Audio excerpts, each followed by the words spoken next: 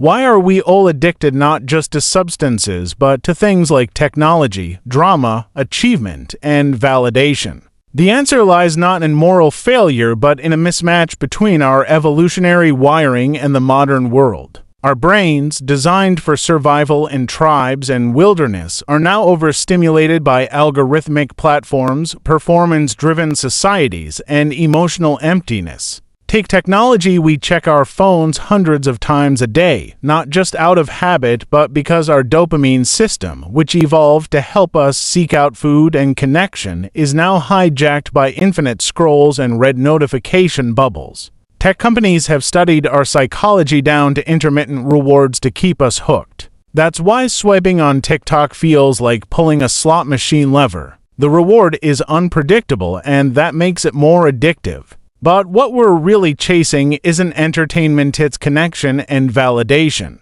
We want to be seen, liked, and included, and that takes us to the second addiction, validation. Biologically, rejection once meant death. Today, being left on read or getting no likes can feel like a micro-rejection, and UCLA brain imaging studies confirm that social exclusion triggers the same areas as physical pain. This is especially damaging for young minds. Teens now equate digital feedback with self-worth. When identity becomes tied to metrics, we chase performance over authenticity, giving rise to the third addiction, achievement. From school onward, we are trained to believe we are what we produce. Kids are rewarded for good grades, not kindness. Adults define worth through salaries and titles. The Harvard study of adult development, the longest of its kind, found that relationships, not achievements, predict lifelong happiness. Yet we keep climbing ladders.